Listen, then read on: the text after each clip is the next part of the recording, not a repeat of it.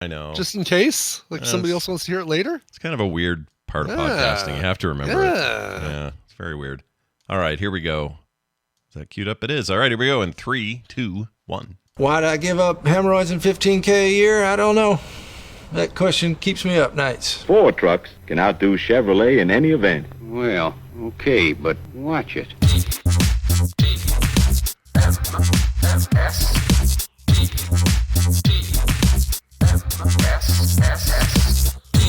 The Morning Stream.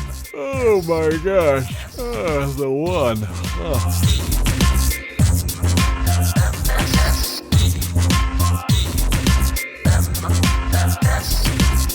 Good morning, everybody, and welcome to TMS. It's the morning stream for Wednesday, January 17th, 2024. I'm Scott Johnson, and that is Brian Ibbett. Hi, Brian Ibbett. Hello. You know what? Fletcher's thing kind of made me want to yawn. Oh, man. Yeah, it's like I kind of want to just do the show lying down. Mm-hmm. I've got my Secret Labs chair. I can put it in full recline mode and just zonk right out. I need one of those. I'm just going to say it. I like when you're sitting in that every time I go, oh, you know what? I ought to get one of those. You know? They're great. Please let me know. If you do buy one, please let me know so I can give you a code because they're big on the referral deals. Anyway, that goes for any of you people. What's the brand again? I will say, one more time and look them up real quick. Secret Labs. Secret Labs. Okay, so these aren't dogs that sneak around. This is a company. Those are undercover Secret Labs. Gotcha. Oh, here we go. Secretlab.co. Oh, these are such cool chairs, dude. They're great chairs, and they are like that. The previous gaming chair I had was what caused a lot of my back problems back in 2022, and the switch to the Secret Lab chair was one of the biggest factors in getting my back up and running again, feeling good again. So nice. Look at that. They should be a sponsor with that glowing recommendation, right? Come on now. Right. And I want to look like this guy that I just put in the Discord. Look at him chilling out. Oh, see? Yeah. It doesn't look like it's good on your legs. He needs like an ottoman or something to put his legs up on. Yeah, you're cutting the blood off there, Chief. Yeah. I don't necessarily. They have like branded ones, like a cyberpunk bright yellow black thing and that kind of thing. I don't necessarily want that. Yeah, I didn't necessarily want to get a Batman one, but it was the same price as the other ones that I was looking at, and so I was like, well, I guess I'm just going to get a Batman one. They no Marvel from these guys. Oh, what? Then no sale. That's fine. Yeah, it's no big deal. A lot of World of Warcraft, a lot of Blizzard stuff. They got Overwatch in here. A lot of Blizzard stuff. Yeah. Yeah, I'd do a Diablo chair maybe. I don't know. Put the Primeval on there, man. Make some real money. Anyway, hi everyone. Enough about us and our health issues with our backs. Let's talk about life and things that happen. Oh, life. Real quick here. Bigger than you, and you are not me. We are going to get into some more injuries here in a second, but before we do, just a shout out to Cindy, fellow Tadpooler and person who helped us get our appointments with our eye doctor yesterday. He's a very in-demand eye doctor, so she did us a real solid by getting us in early. Nice. And it all went fine. He told me I had, what's the term? You and I were talking yesterday. Oh, yes. It's in... let me find the word. It is... Blepharitis. Oh, Blepharitis. Blepharitis. Yeah. Oh my gosh. He says I have a little Blepharitis. Really all it is your eyelashes get like kind of a dandruff on them. Yeah. And People usually it's sleep dust. Sometimes sleep dust. Yeah. He told me it's because if you wash too much, it dries out, I think was the point. Mm-hmm. Or maybe it wasn't enough or whatever it was. It's just like a little thin layer, and you can get these little things. In fact, Brian had a brand he recommended where you can get that off of there. But what kind of term is Blepharitis? Blepharitis, yeah, exactly. You don't want to be told you got that. That sounds terrible. No. Yeah. Blepharitis. It sounds like the worst character in the movie Gladiator. You don't want to get stuck in the chamber with Blepharitis. Yeah, the chamber of Blepharitis is the scariest place ever. But he was saying off all these, like he'd be looking in my eye and go, we got a little bip blop and the boop blop, like these fake names, or not fake names, but very medical names that I don't know. And I'm like, what are you? Am my eyes gonna explode? What is all this? All these words? And at the end, she's like, oh no, that's just this, that's that. Your eyes haven't changed. In fact, you're only 0.25 off your normal prescription. We'll give you a new one if you want. It's barely going to make a difference. You're great. All well done. Perfect pressure in there. Blah, blah, blah. So we had a otherwise perfect, walked away happy eyes. It was a perfect call. It was perfect. It was There's nothing perfect wrong in with every that way. call whatsoever. That's right. Perfect in every way. Yeah, we 2024 frontrunner for the GOP, ladies and gentlemen, Brian Ibbett. Yes, Anyway, that's right. that all went great. So when I got back, I immediately got this text about more reasons that you and I and everyone else listening shouldn't ski. Okay. Yeah. Okay. Good. Our right. reasons were like basic, like I don't want to spend the money. Sure. It takes too long to do it all day or whatever. It's cold. All these weenie. It's things. cold. It's not fun. It's right. There's lots of. It's really just expensive and cold and unpleasant. I can't really think of anything worse than that combination of things. And I lost a right glove on a ski lift the last time I skied. And never found it. It I fell. love that you remember that was the right glove. Oh, Wow. 100% because I'm right-handed, and it bugged me that I was doing all this right-handed stuff that normally, if it was my left, I could have like kind of tucked it away, or I couldn't. I just feel like I couldn't function with this one frozen hand. But I dropped this glove. The glove, I remember it kind of floating down like a leaf. And then it hit, and we were like midway up there. Really light glove? It kind of was. It wasn't quite that light, but it was kind of right. like, it was like I don't know, it kind of had a little curve to it. And then when it hit the snow, it took off. It was that kind of snow where not frozen, but kind of a crust. Yeah. And it just took off like on its own ski trip. Oh, like started sliding down itself. Yeah, oh, it just went. And by the time it went out of my eyesight, I was like, I'm never seeing that glove again. And sure enough, I never saw that glove again. You're not going to be able to ski back to that. No, Anyway. that sucked. There's no way to get extra gloves while you're on the lift. It's not like, you got to hope that somebody lost their left glove and then just decided, screw it, I'm going to leave my right glove up at the top with the dude who's managing the ski lift and see if they can do something. Yeah, and the chances of that seem kind of low. And so pretty low. Yeah, I don't think that. Plus, I think I wore jeans that year, which you ski in jeans just that one time, and I think it's because my brother and I hated it. My brother and I were idiots, and we didn't think about how. So picture me and my wacko brother Matt, in jeans on a wet ski slope. And every run we'd wipe out or whatever, and we'd get all wet. And then you got to wear those jeans for the rest of the day? Yeah. What were we thinking? It's the absolute worst.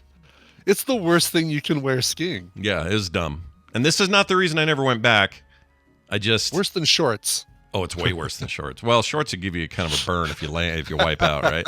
But at least shorts you can stay sort of dry, cold but dry. You can kind of stay right, yeah. But your jeans pants will keep you cold the entire day. Once they're wet, you're done. And they feel like they weigh 100 pounds. They're just like big, fat, stupid pants. Anyway, the point is, we got a text, and this came in from, this is Zoe, is how you'd say it? Z-O or XO? Would you say Zoe? Oh, I would say Zoe, yes. I'm plugging in a couple titles for recommendals. Yeah, I would say Zoe. Maybe XO, or Cho. It might be XO, and then the real name is Steph, but the way they wrote it is weird. Oh, it is Steph. Yeah, XO. She's hug and kiss is what she's doing. And the Steph is written with 3 F's and a lowercase s, which threw me. But anyway, so Steph from the Ortho Trauma PT. Ooh. So some authority here. Yeah, it says, another reason not to ski, per y'all's pre-show convo on Monday. Ski accidents.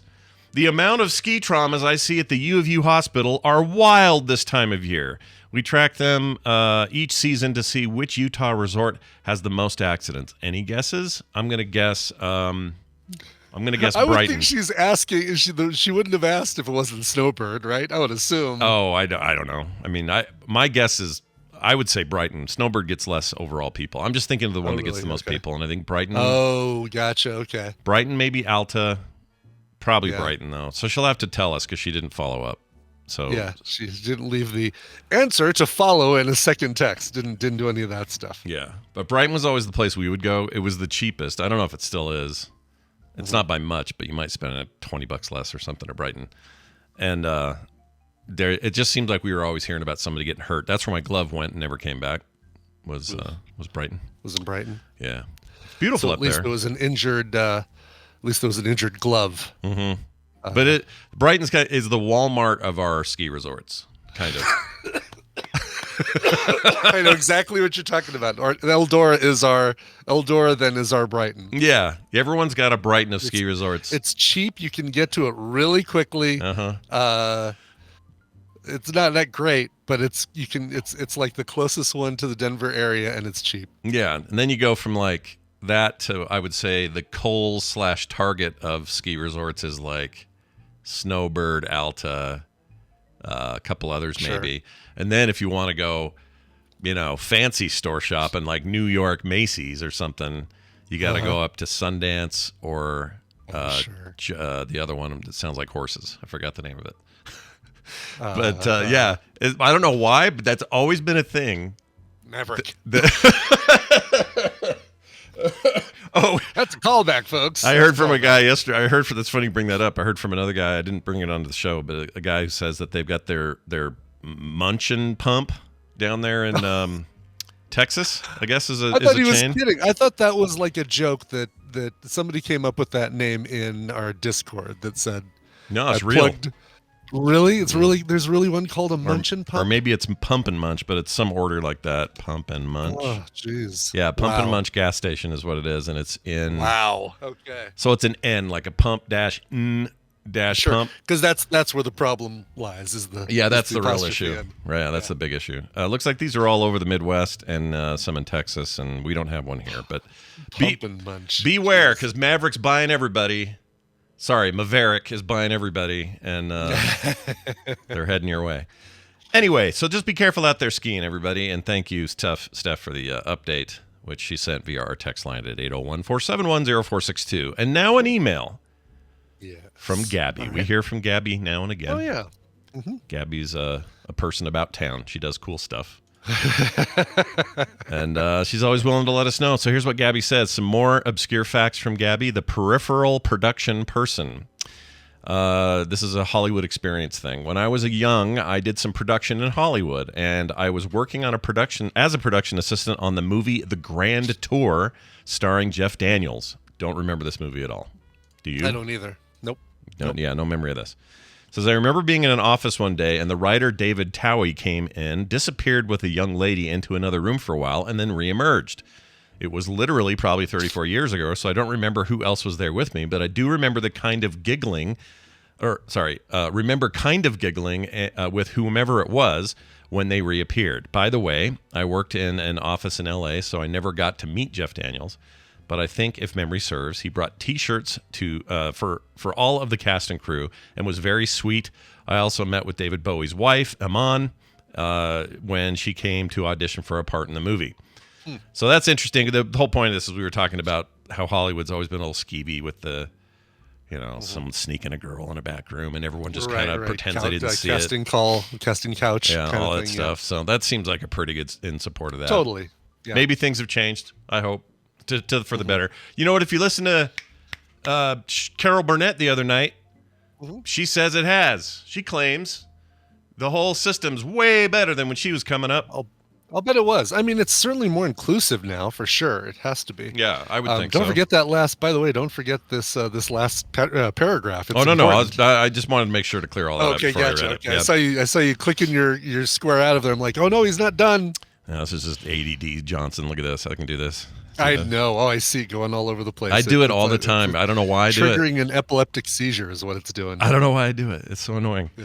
Anyway, one last thing about nice people in Hollywood. When I was a PA in the office of the production, The Lost World, the second Jurassic Park, Peter Stormare, however you say it, came in at the end of the shoot and bought us all really cute cake and dinosaurs, with dinosaurs rather, and thanked us all. I was always very impressed by that kind of gesture. Yeah, that guy seems like, he might be a weirdo on screen, but he seems like a nice guy, I think that's one of the things, like, if you can play a weirdo on screen, it probably means in real life you were just the nicest, like, yeah, I know this is my niche. I know this is what I am going to be typecast as from here on out, but whatever, I'm a nice guy deep down. Yeah, he seems great. He's never put a real person in a wood chipper. He's never done that. No, he never would do that. I think Christopher Walken is who he appears to be, though. I think the Christopher Walken we see in his characters is the Christopher Walken you get outside. Yeah, which I am totally okay with, by the way. Yeah. I want him to be Christopher Yeah, we Walken's want one him of those to be guys. as weird in real life as he is on 100%. screen. I was thinking the other day about actors like that, where I don't feel like they're acting. They're just sort of being who they are. And I can't think of who we had a whole list, Carter and I. We came up with a list, and I can't think of anyone else now except Christopher Walken. But I like that kind of actor. I don't know what it is. You know what? Michael Cera, good example. That dude just plays the same guy in everything he's in, and I'm 100% fine with it. It's totally fine. I don't need range out of Michael Cera, and I don't need massive range out of Christopher Walken. No. But There was a commercial Tina I saw the other day. What was it for? And it looked like Michael Cera nibbling on a tortilla chip. This was during the Packers Cowboys game, or really just the Packers game. Cowboys didn't show up. Yeah. But that looked like it looked like Michael Cera, but he's got a beard now, and so we weren't 100% sure it was him. oh, weird. I want to see him with a beard. That's weird. Let's see. Yeah, it's. Can he grow a beard? Was it for Doritos? I'm wondering. Oh, yeah, man. for Uber Eats. That's right. It was an Uber Eats. Okay, that really is Michael Cera. Like, here's Really? the commercial. I'm going to give you a link. Give it to me. Let's see it. And now that you know it's Michael Cera, you might not have the same issue that we had, but we were not 100% sure. Okay, here's the link. All right. I'm going to check this out. Going in Discord. I'm hitting play here. Yes. See what we get. Let's get a little sound. Why'd I say I'd man the grill? I don't man things. Just find the knob that makes the hot fire come out. We also didn't have audio. Here's we were the watching plan. the game, but we were chatting with crazy neighbors, and so we had no audio. Yeah, if you had no audio, it'd probably. I could see that. He looks weird. He looks different. Burgers, It does look buns. weird, yeah. Yeah, I didn't know he could grow facial hair. That's awesome. Good for him. Yeah. He seems like a kid. Just seems like one of those kid faces that can't ever Right, push exactly. the hair out. It's a little patchy in places, but Yeah. yep. Nice title, TRBW. Well, anyway, we're grateful for all your feedback, everybody. Keep that stuff coming. We love it. Never For stop. sure.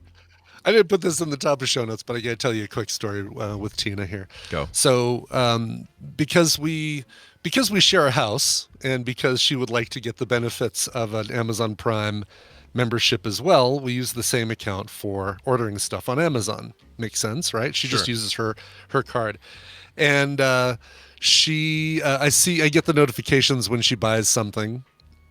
She's very good about not doing birthday presents or Christmas presents for me in the same way, so I don't see what she's getting. But I know she bought like a little laptop stand. One of these things, like if you use your laptop with an external monitor, an external keyboard, it raises your laptop up so you can flip up the screen, have it as a second monitor with your big monitor, but not have to use the keyboard to type on. A lot of people do this. Sure, of course. And it raises it up. And I see that she's buying one, and I had given her one, several years ago, and I'm like, oh, hold on a sec, because I have another spare. Don't buy one. So I tell her to cancel her order. She's like, well, let me show you what my other one's doing, because it's really weird. Because basically she says, I put my laptop on there, and then over the course of the day, just as she's using it and typing on her external keyboard, this thing will slide down the little rubber feet that just come down. Basically, her laptop will just start sliding down the keyboard stand. Gotcha. And I'm like, really? Let me see that. So she takes her laptop off of it. She hands it to me. Okay. And then I take it and I flip it over because she has been using it with the feet that go on the bottom, the rubber feet that go on the bottom of the desk. And the top part where the laptop goes has two little prongs that go up that keep your laptop from sliding down that she thought were just really, I guess, weird feet on the bottom of the laptop stand. Amazing. That's amazing. And Did she we cancel? laughed for a good 10, 15 minutes on Did she cancel the order then? Yeah, she canceled the order. Okay. Yeah. That's funny. This thing ain't working. Turn it upside down. Oh! This is great. She just, you see these things and you're like, it's just this weird, goofy shape. And you see the rubber feet, it's like, that makes sense. Yeah. Oh, no, I get it. And also, not everything works right. So you may be just thrown off like, hey, this didn't work. I'm going to get another one. I understand that. fact, I've probably replaced something I didn't need to in my lifetime. So, Tina, we commiserate. We understand. It's totally fine. Yeah, exactly. Just turn the rubber the other way, and you're good. Yeah, and Dubious Rascal and BioCow were like, you can share your Prime shipping with people in your household. And I said that it's kind of what we're doing. It doesn't come to Brian Ibbett. It comes to her own name, her own address. But on some things, I get a notification of what she buys. So for whatever reason, sometimes it comes up. I get an email about what she's bought, and good thing good thing I saw this one. I was able to avert a problem with a second one of these stands if she ended up doing the same thing. Yeah, it's basically what Carter does with our account. She just uses her card and switches to that when she buys something, and I get notified, that something's coming. And I'm like, why are you buying another book? She likes books, and I understand people liking Nothing books. wrong with that, yeah. But I keep telling her, I said, when you move out, which won't be that long from now because her and her friends got plans, what are you going to do with all these books? Are you going to move them? You going to leave them here for me to deal with? And I'm like, go digital, woo! But I know, people like books, and I get it. I totally get it, Yeah. I get the same crap from you, and if I pick up all the Blu-rays for the Marvel movies. Although I guess the last one I bought was maybe the third Spider-Man, maybe No Way Home. I think was the last actual physical Blu-ray I got. Yeah, I just picked up Marvels. And I do it for certain I want all the things. bonus stuff. It's I want all the bonus. I do it for stuff. I'm holding off on Dune because I want the however many parts combo they're going to do. Pack, yeah, sure. But I bought Blade Runner 2049 on. I have that in every possible format, and then like 8 versions of Fury Road at this house. Right, the Shining Chrome edition, the 4K one, the 1080p one. There's some things that I'm always going to want a physical copy of. Yeah. Chat says, what about the Dark Tower series? Rainbow Bright says she still has her physical copies. I used to have those. I don't know what happened to them. But I would. That's one I would want to keep on a shelf. So I get this thing, right? And to her credit, most of the books she wants or that she buys that are physical are kind of larger format, not coffee table books, but they're like art books for her favorite games or her favorite Miyazaki film or something. It'll be like a whole book of art and sketches and all that. And so it's all cool stuff. Yeah. And if I buy a hardbound, that's what I do. It's like I bought that Ridley Scott retrospective. For that reason, yeah, exactly. So I totally get it. It's just that when you're ready to move, books give me gas. I just go, ugh. No, because they are so freaking heavy. Like, you cannot have a moving box full of books. It has to be, all right, let's put books in the bottom, and then we've got to put blankets in the top, because otherwise it's going to be too heavy for anybody to lift. Yeah, it's ridiculous, and I don't want to carry it, and so there's that. All right, we are going to do, what are we going to do? We're going to do a game. Yeah. We're going to play a game. It's going to be fun. Everybody there in the chat room, if you want to be a part of this today, this is the Tadpool Feud edition of the contest. If you want to win some games and play with us, you got to ping me on Discord directly, Frog Pants on Discord, which you can do either via the, just do it on Discord. That's how you do it. There's no other way. Maybe, yeah. So send me that. Try to be. We need contestants. Yes, try to be someone new and someone who hasn't muted me. Try to be someone new. Whatever you are, just try to be somebody new. Yeah, if you can help it, that'd be awesome. We got a little STP going on here. But in the meantime, this.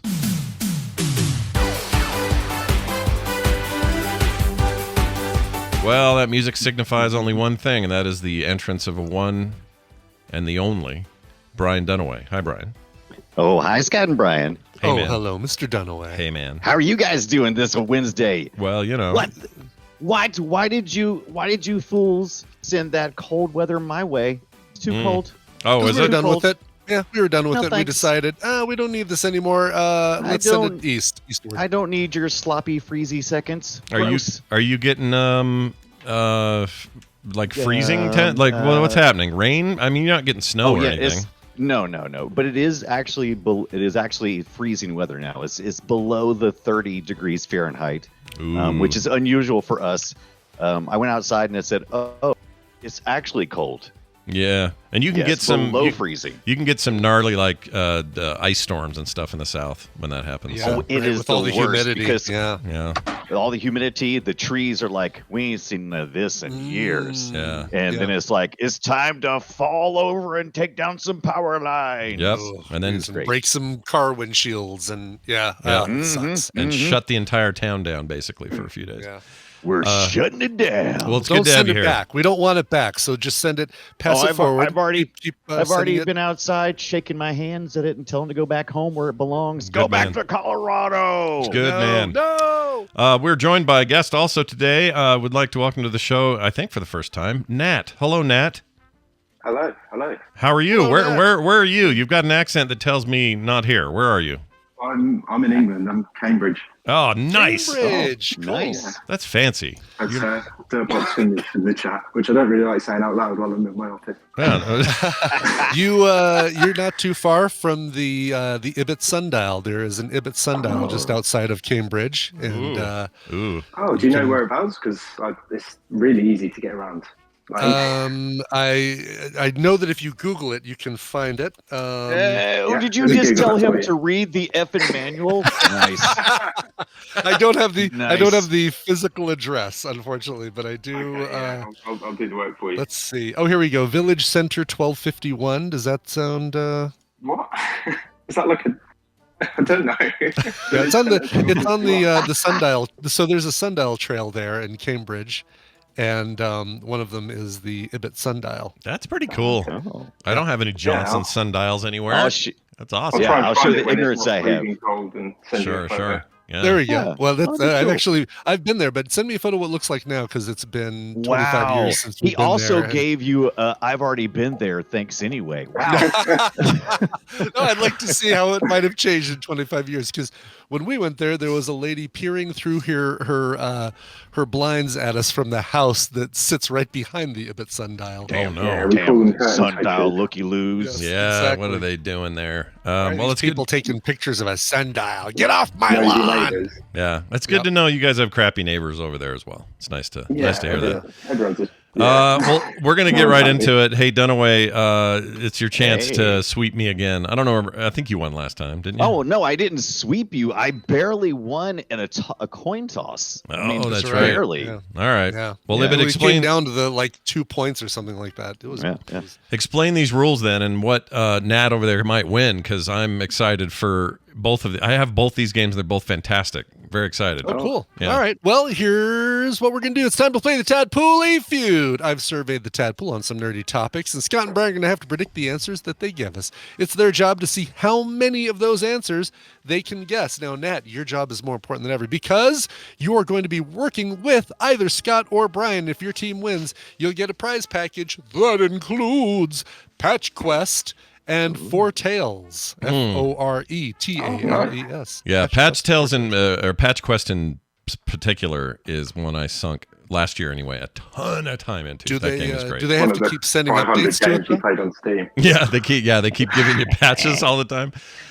No, in fact, it's an incredible Steam Deck game, which is why it became so addicting for me. Oh, but nice. just maybe one of the best kind of roguelike twists that I'd played all year. It was very good.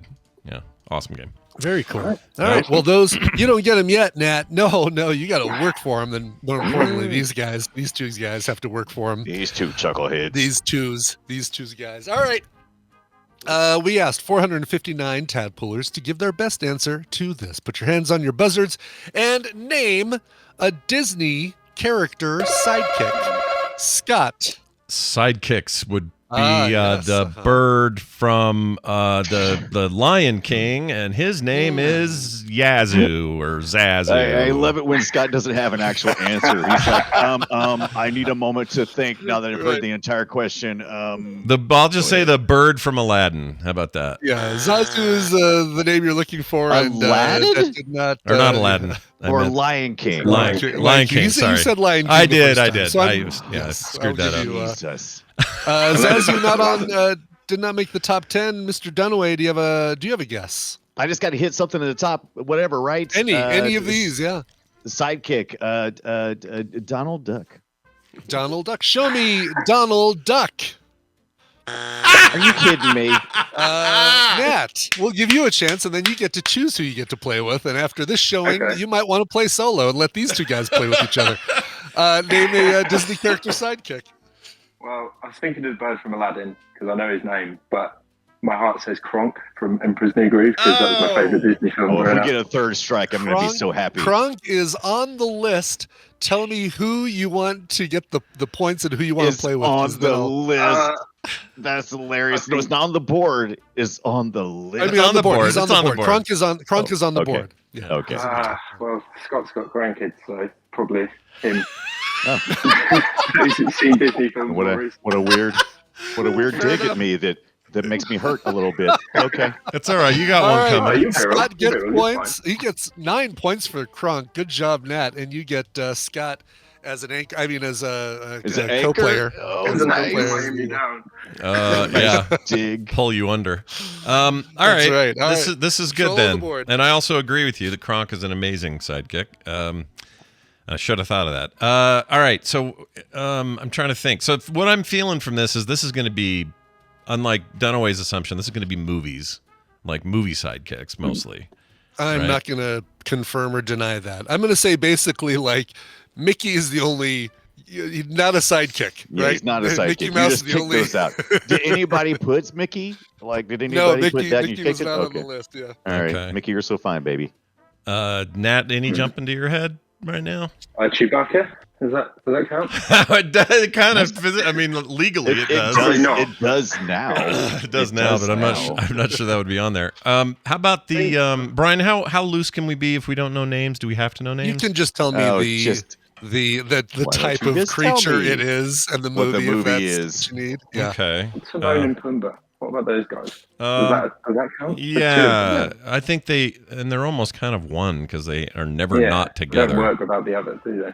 All right. You know what? Yeah. Timon and or Pumbaa from The Lion King. All right. Show me who did the voice for Pumbaa again? Show me Pumbaa. Oh, number one.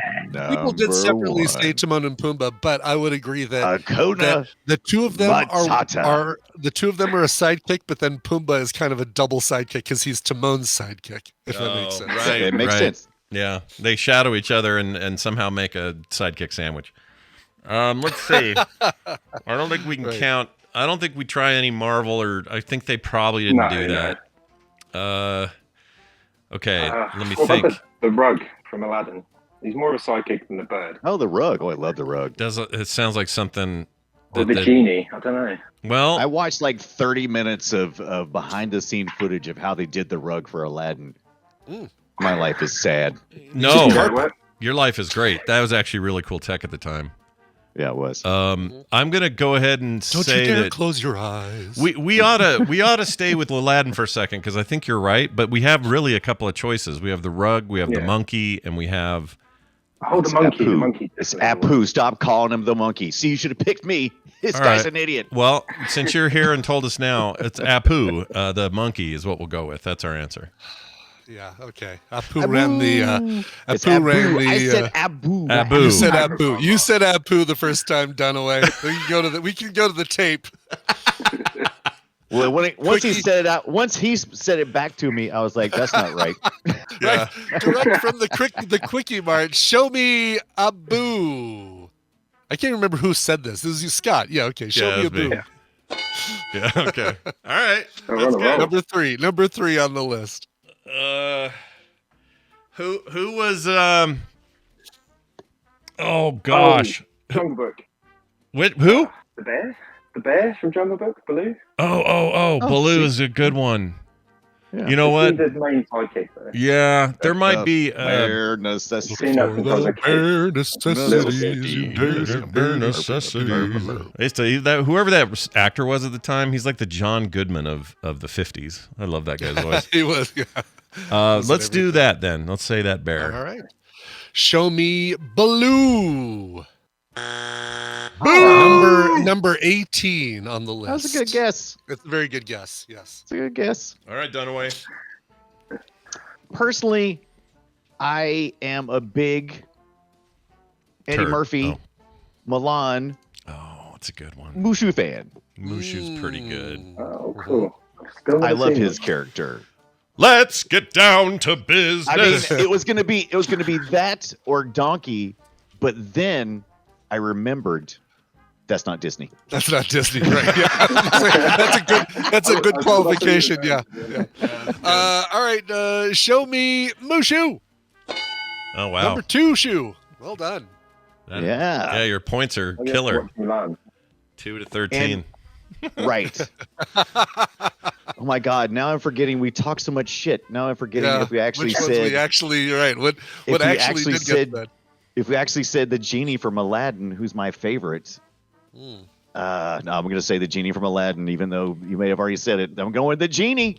1,000 years will give you such a crick in the neck. All right, show me, genie. Oh, no, not considered a sidekick, Genie. eh? Weird. 14 was Genie, so it was up there, but did not make the top 10. Well, I'm glad we didn't do that one. Yeah.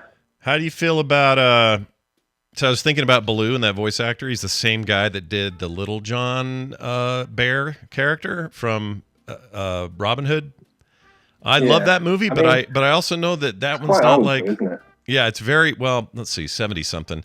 But it was also during the time where everybody thought Disney was falling apart, and I don't know how many people feel that way about that movie that I do, so I don't know if it's a strong one or not. I didn't like it when I was a kid, and I was born in 92. A lot of kids didn't. I couldn't tell you much about the film. My kids didn't like it then, but they love it now. I think it's like a weird acquired taste, that movie. Don't they use the same animation from like Jungle Book as well? Oh yeah, big time. That whole era, they just kept rubber stamping that stuff. It was so weird. Yeah, what was somebody put the side by side Snow White and Cinderella thing? That's like, oh, that's exactly the same. They just changed a little bit of the tweening or whatever it was. Well, it was usually there. It was usually the rotoscope stuff. They would just reuse and reuse and reuse. Right, use the video and then just do the different. Yeah. Right. Then if we're not going there, Sebastian from Little Mermaid. Dex, that's where I was going. Right, the lobster deal. Yeah, the lobster. Yes, Sebastian. Right? Yeah, that's right. Yeah, that's very good. Yeah, why Sebastian. Is that? I'm having a hard time hearing that word right. That sounds wrong. He's under the sea. Under the sea. He's not a lobster. Well, he's not. What is he? Sea too. What is he? He's not a lobster. What is he? He's a crab. Making crab. Oh, he's a crab. Shit. Yeah. I thought he was a lobster. I'm not kidding you. You could have held a gun to my head and said, "Hey, what was the sea creature that talked to the Little Mermaid all the time and sang under the sea?" I would have said lobster and then gotten a bullet straight to my brain. And you wanted to be my latex salesman. I know, right? Exactly. All right, let's do it. All right, Sebastian. Okay, yeah. Show me under the sea. Oh, that's no good.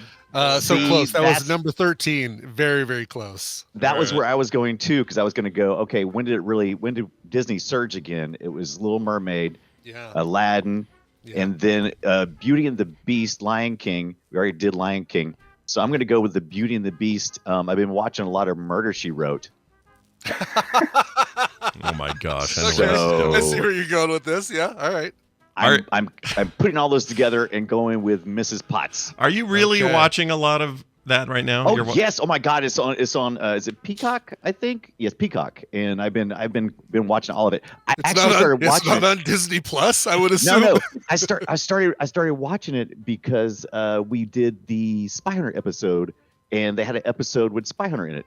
And so I started watching, and I haven't stopped. Why would Murder, She Wrote be on Disney? Oh, you're watching Murder, She Wrote. Oh, Brian thought you meant... I was thinking he was watching no. Beauty and the Beast. Yeah. Sheriff Lobo was on Beauty and the Beast. Beauty and the Beast. Oh, my God, now I'm Beauty and the Beast. Was on Murder, She Wrote. Anyway, my answer is Mrs. Potts. Okay. Mrs. Potts. All right. Show me Mrs. Potts. Would you have given me Chip if it had been Chip? I would instead of Mrs. Potts, would I have given you Chip if you said Mrs. Potts and not Chip? Yeah, what if I said Chip? Would that have been the strike no, I too? would not have given you Mrs. I would not have given you Chip for Mrs. Potts. I mean, they're from the same piece of.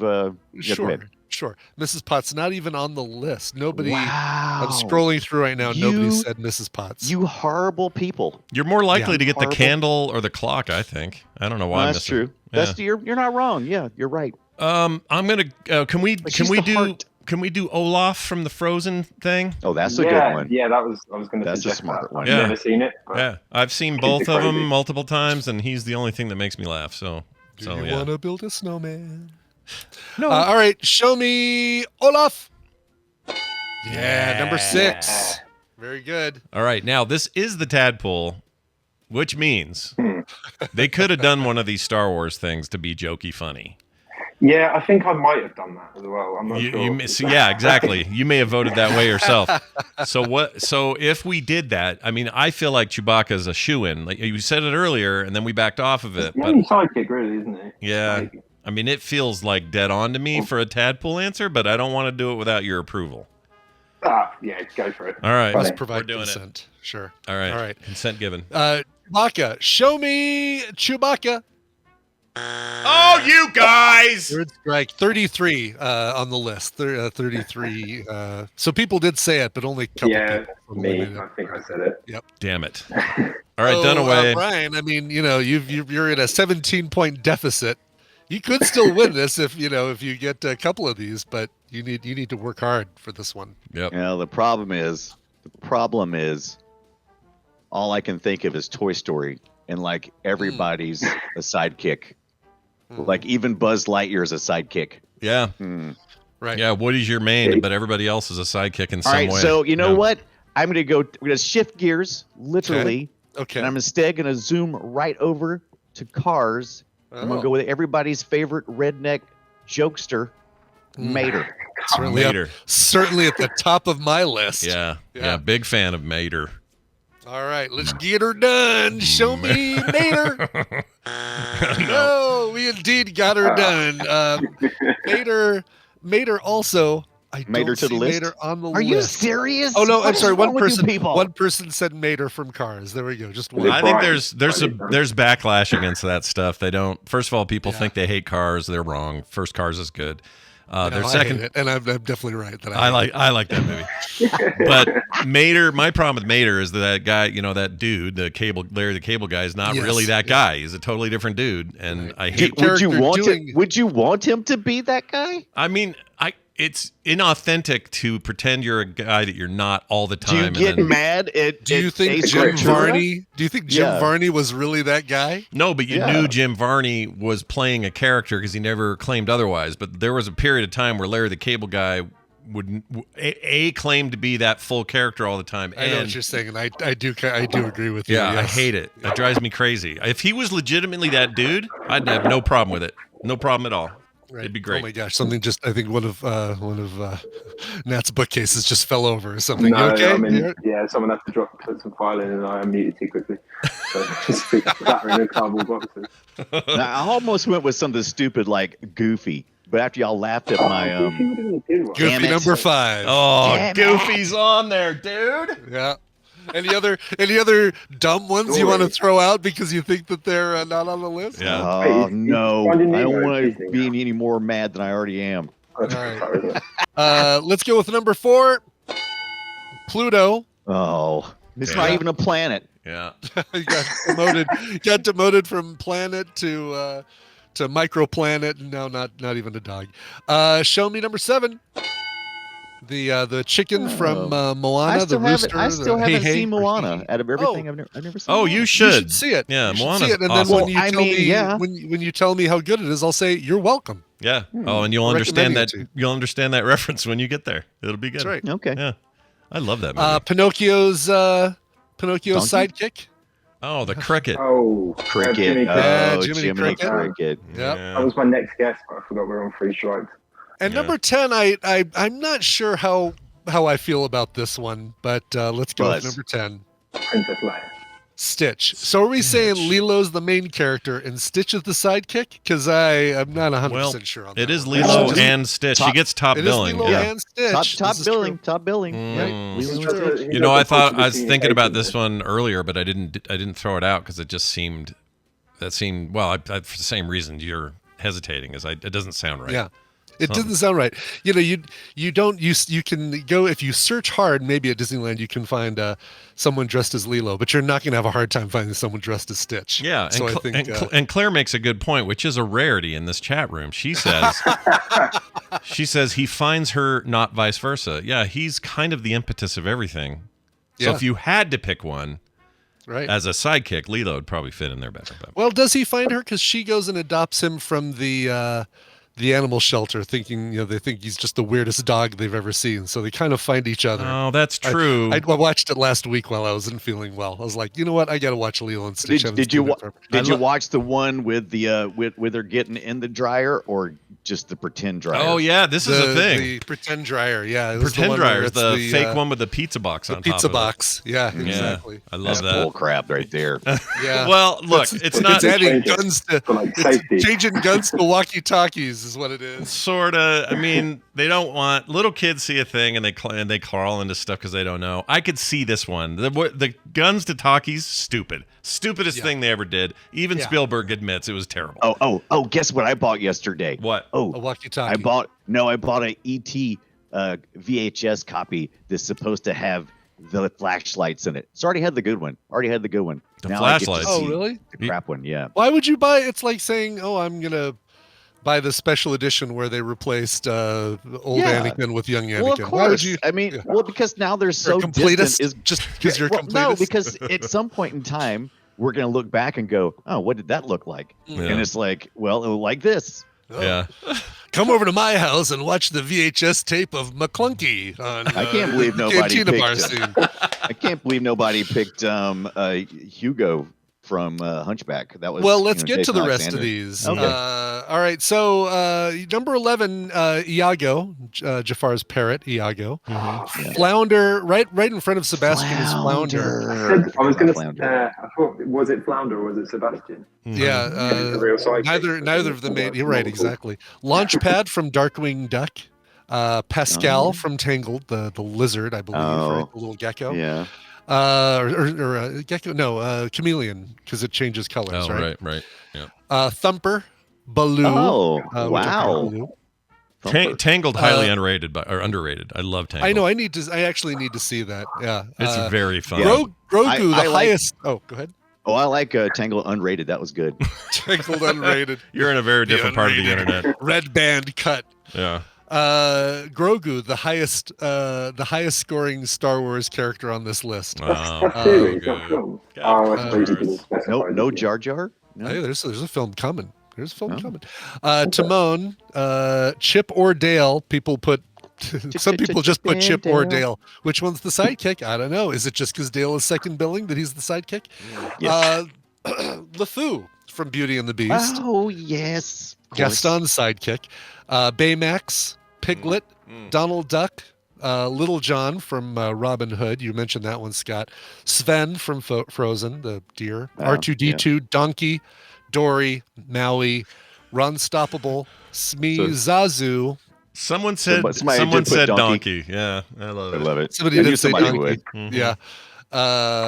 Some people said Lilo. There we go. There's Lilo. Yeah. Lumiere. Mike Wazowski. Would you say Sully or Mike Wazowski is the sidekick? Or neither? You know, it's tough. They're. Oh, I don't think either one is a sidekick. I think those two are inseparable. They're the pair. Yeah, They're it's your Buzz buddy and cop. Woody, basically. It's like neither one is the. Yeah. Yeah, you don't take I think Slink is the best one. Slinky is by far my favorite what's sidekick. the Kurt Russell Sporky? what's the Kurt Russell Sylvester Stallone movie? What's that one called? Yes, it's the one with the dude where they break out of jail. Oh, guys, you broke my huge vehicle. That's the Tango one. and Cash. Tango and Cash. You can't say either one of them is a sidekick. They're Exactly. together. Yes. That's What what they do. a great pull, by the way. Well, I needed to come up with like a buddy cop thing, and I couldn't think of one, Yeah. so that's where I ended Billy up. Rosewood is a sidekick. Yeah, But yeah. there you go. That's perfect. Rosewood Yeah. and the other guy, total sidekicks. Right. Taggart. Taggart. Taggart? That's what it sounds Taggart? like, feels like Taggart and Rosewood. Well, we're about to find out because we're getting a new movie. That's anyway, right. well, yeah. Just a couple more here. Chopper, Dewey, Doopy, Doctor Strange's cape. I think that might be there's two from Marvel in here. What cracks me up. Winter Soldier being the other person who somebody considers. I guess Yeah. Bucky is like literally a sidekick. He's a Yeah. constant Literally. sidekick. Yeah. Yeah, Oh, I so love that- that. That's awesome. Let's see. Frozone, Grunk, Groot, Gus from Gus from Oh Cinderella. yeah, Gus is great. Yeah. Gus. Maleficent's Raven. Hmm. Well, Oh, somebody actually did say Mickey Mouse.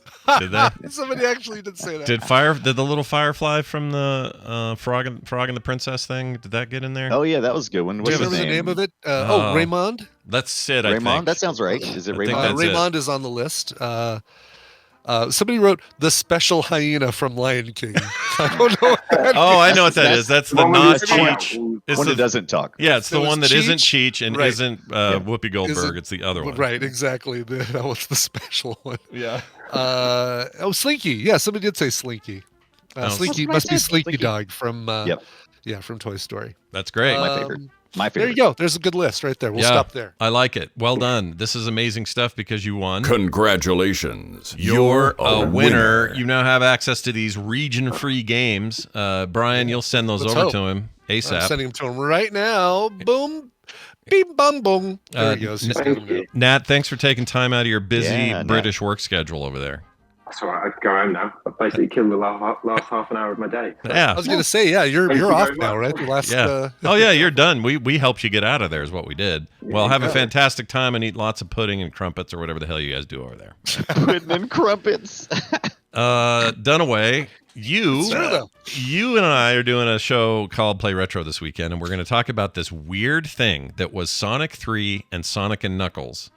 And it Yes. turns out my history and memory of that is all wrong. And because of you, Mine too. Yeah. Because you if you bought Sonic and Knuckles, Yeah. it was like half a cart almost looked like, and you could plug in Sonic 3 or Sonic 2. If you plugged in Sonic 3, you get the complete story of Sonic 3 because it was released as two parts. They just didn't tell us that. It's one was weird. released in early. It is Yeah. weird. Yeah. Released early in the year, and another one released late in the year. it's a weird thing to do as a follow-up to your highest selling Sonic game of all time, which was 2. Yes. And considered the best still of the series, at least the cartridge series. And the fact that you did this weird thing with 3 is mind-boggling to me. So we're going to talk about it. Yes. I'm going to break it all down. There's also a big controversy. It's hard to actually get the copy with all the good music in it because there's rumors that Michael Jackson had a hand in working on the music on that one. And as a matter of fact, so much so, there's a lawsuit involved. So a lot of story Really? behind Sonic 3 and Sonic and All right, watch for that. That's coming up this weekend, Friday, in fact, at 1:30 Mountain Time. And we'll do an episode of Play Retro. We'd love to have you there. Get the podcast if you don't. Dunaway, kiss our butts. We'll see you next time. Let's take a break. Let's play some music. Brian, what music did you prepare for our break? Yeah, this guy is the founder of the Berlin Academy of Electronic Music. So I'm guessing he's pretty good. He's pretty, pretty good. Pretty good. Not only a DJ who's played esteemed institutions, which such as Berghain and Fabric in Germany, and producer who's released on Mute and Nova Mute, but he's always also somebody involved in music technology. He designed controllers for Richie Hawtin's Plastic Man's live tour and co-founded Line, the company behind the landmark music app Lemur. He's Berlin-based but Canadian. His name is Nicholas Bujaeff, and I'm sure I'm not pronouncing that last name right. It's Bougaieff, and hey, that's getting to use all the vowels in your last name. Good job, man. Bougaieff. This is his brand new single in collaboration with his techno series on Nova Mute, EP1. Here is Primal Express. Hairdressing today is another art, appreciated by men as well as by the fair sex. And the devil that deceived them was cast into the lake of fire and brimstone. You guys just don't understand, do you?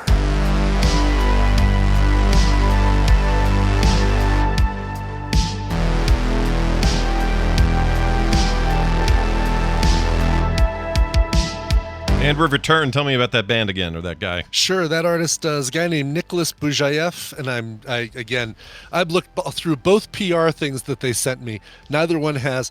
Here's a little pronunciation guide on how to pronounce his last name. Come on, Mute Records, you're better than that with your old Depeche Mode and Book of Love stuff that used to be on your label. Nicholas Bujaeff, he's got a brand new EP called EP1. It's out courtesy of Nova Mute. That is the first single, Primal Express. Nice. That's where my favorite burger is over there at the Primal Express. Oh, the Primal Express. Yeah, exactly. Such good stuff there. Yeah. Time for a little bit of this here. We want Tom. Yeah, we do, and we'll get him. Tom Merritt, who we were afraid we weren't going to get him because he had a busy appointment. He made it back. We're thrilled to have you back, Tom Merritt. Welcome back to the show. How are you? Oh, we can't hear you. I think he's making it up. Oh no, he is. I thought he was teasing us. I thought maybe he was faking it just to get this throw us, but no, he is unmuted. Oh, now he's fake. Yeah, exactly. Sorry about that. No worries. I hope everything went well at the vet. Not that you were at the vet, but your dog was. Yeah, Sawyer took me to the vet, and he's got a little heart issue. The 15-year-old your distemper. Yes, I was in a bit of distemper having to get up that early. Goodness gracious. Yeah, that's but I hope he's okay. You know, I don't want dogs suffering. He's just an old guy, and he's had a heart condition half his life, so yeah. Part of the deal. Sound like it's nothing new anyway. But I'm glad to hear things are at least okay today. But it's good to have you here, and we're glad to have you back. Tom Merritt comes on the show on Wednesdays, talks about the daily goings on in technology, all in preparation for the Daily Tech News Show. Tom, what is going on now that you're home from CES? You look great. You look like you didn't catch COVID or anything. It's all thumbs up. I did not. I did get a cold that hit me on Monday, but thankfully it was Martin Luther King Jr. Day, so I just rested. Oh, you're off anyway. Yeah. Right. Yeah, I got past. That's awesome. Well done.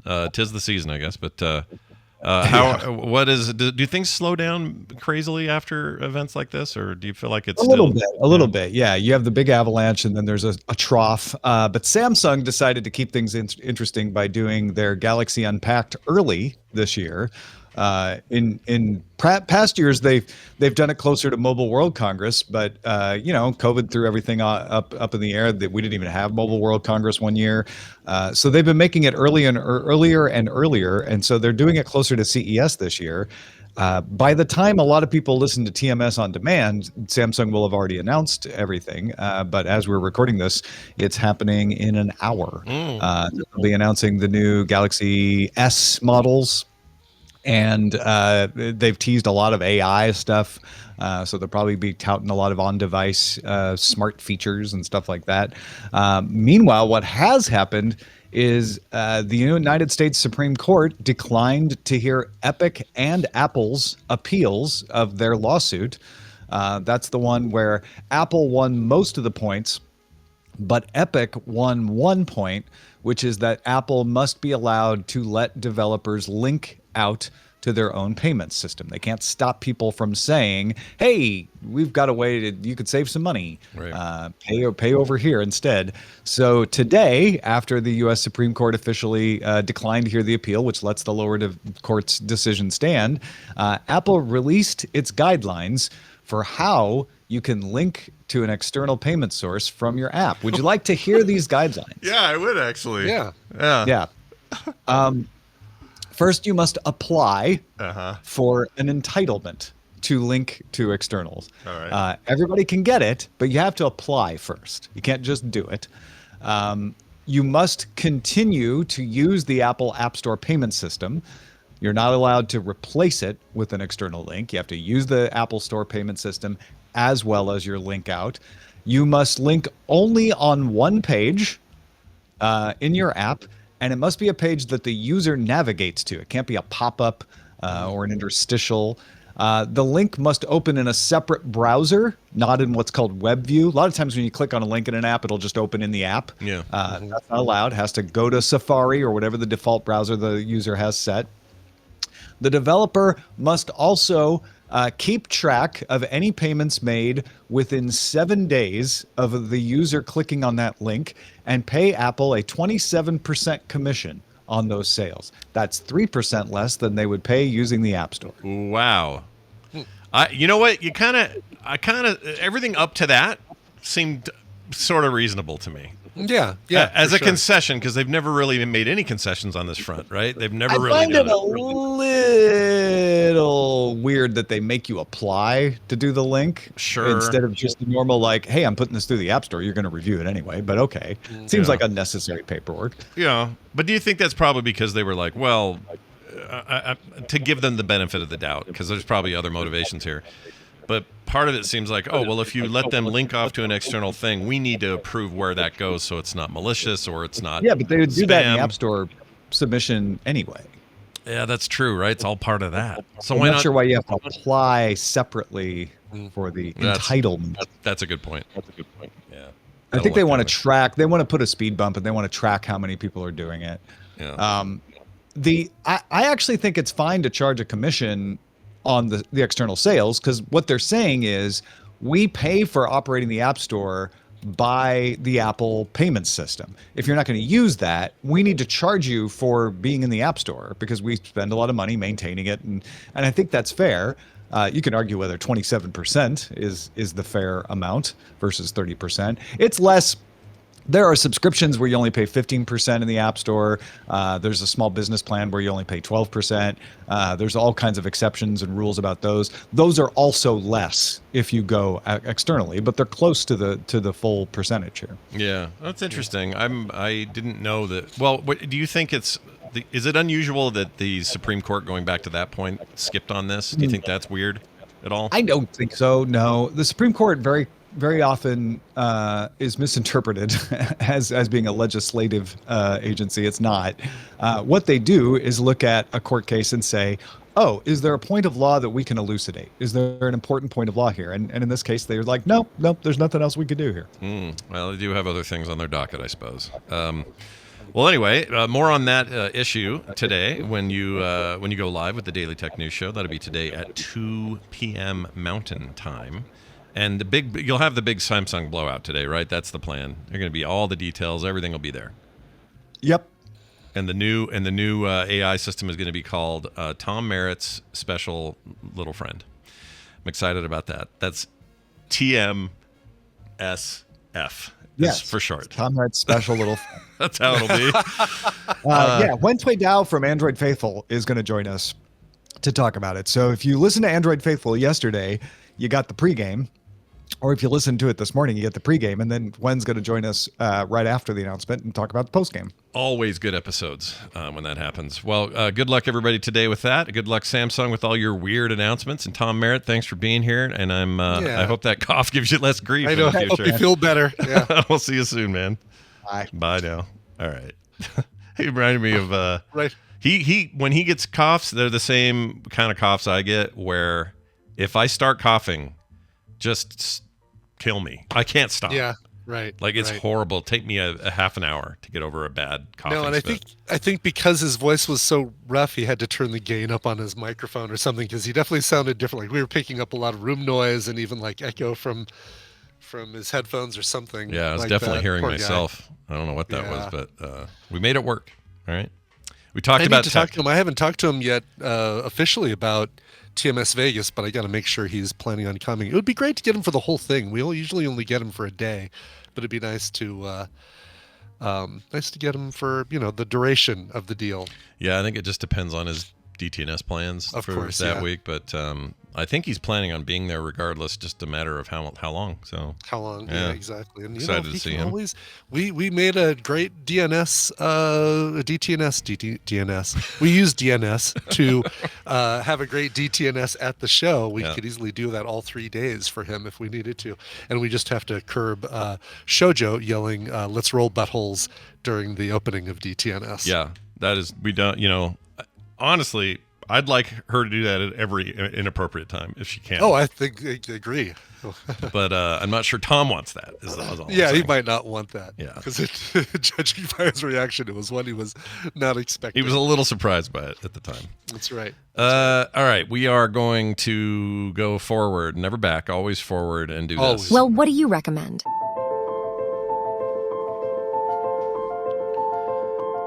Oops. Well, what do you recommend? I don't know why that played twice. Sorry, everybody. I recommended twice. That's how much I liked it. Is she waiting for an answer? Is that why she keeps asking? I don't know. These robots are getting more and more demanding. Anyway, hey, everybody. It's time for Recommendals. Time to recommend stuff we've seen on streaming services, and we would like to welcome to the program a couple of people to help us do that. First off, Nicole Spag. Hi, Nicole. Hey, friends. Hello. How are you? This is your new voice. Also, no, I just had a really good sleep last night. And I'm good. very happy about that. I don't have those very often, so I'm jealous. The Emmy Awards, when they brought out Dermot McRolney, I thought about you and could not stop thinking about calling him Dermot McRolney. Is he doing something right now that I don't know about, or was he just? No, it was like anniversary of the first season of American Horror Story, so they reunited him with the house. And did they show his butt? They did not show his butt, but they did bring out Anthony Anderson in the skin tight gimp suit. Oh, perfect. Anthony Anderson's perfect. And you didn't know that it was Anthony Anderson. You didn't know, right? The gimp stood around for a long time before he took his mask off. Before he finally pulled his mask off, and then he stood sideways, and you saw pretty much what Anthony Anderson is packing. That's good. That's good. It's very revealing. Yeah. Well done, television. Yes, arts and sciences. It's good to have you here. Also, of course, Randy's here as well. Hi, Randy. Good morning stream. The Emmys were surprisingly good. They really put a lot of famous people on stage and gave them a lot of good jokes. Yeah, it was all right. Really did. Yeah. I saw a scene of the Ally McBeal cast reunited, dancing around, dancing in the bathroom. Yeah. They got and they pretty much pulled just about everybody in that, except for Jane. Wasn't Jane Krakowski? No, who was? She was. It was Jane Krakowski on that show. Yeah. She wasn't in that group or in the stage thing. Group. And the Cheers stuff was. Where did we see the Cheers thing? Was that different? Yeah, the Cheers group was there too. Yep. Everybody but Shelley Long and Woody. And of course, Cheers. Everybody alive except for Woody and Shelley Long. Yeah, yeah. Coach wouldn't be there either, I guess. No Coach. Yeah, it seemed all right. This time around. The in memoriam section where you spend the entire time waiting for a picture of Matthew Perry had me in tears, like tears all over my face, the whole face. I know, it was especially like seeing Andre Braugher and Lance Riddick, getting reminded of like, oh my God, just, heartbreak of those two guys. And it's like most of 80s TV died this year for some reason. There was a lot. Wow. Yeah. There was at least one from every important thing. Did they do anything with Norman Lear? I didn't see this bit. Oh, yes. He was the first. He was the okay. He was the bookend, one bookend, and the other bookend was Matthew Perry. Okay, that would have been. That's a good thing to do. That guy was in charge of a whole lot of TV for a whole lot of time. Yes, he was. Yep. All right, let's get to these recommendals. Brian, we'll start with you. Tell us about your clip, and we'll play it. Yeah, this is a movie that features a story that we've kind of seen over and over and over again, but I am going to say that this is the best iteration of that story that that has been released, and I wouldn't be surprised if this becomes the international Best Picture winner at the 2024 Academy Awards. Wow, let's give it a shot. Coco Nikolic wrote a letter to his parents. Dear Mom and Dad, I'm writing to you 8 days after the plane crashed. We're in a beautiful place, completely surrounded by mountains, with a lake nearby that'll unfreeze when the thaw starts. We're all doing fine. As of now, there are 27 survivors. Nando Prado's sister passed away today. I miss you very much. And I'm constantly praying to God that He at least lets me see you one last time. So this is the Paul Giamatti comedy, and just kidding. The Holdovers, exactly, yes. Yeah. No, this is called Society of the Snow. It's the latest retelling of the story about the Uruguayan rugby team that crashed in the Andes Mountains and spent 72 days there with, no food except for members of the Uruguayan rugby team. Mm-hmm. Probably the most famous version of this story is Alive from 1993 with Ethan Hawke, but this is the Spanish, this is a Spanish film, and so you get characters who look like they came from Uruguay.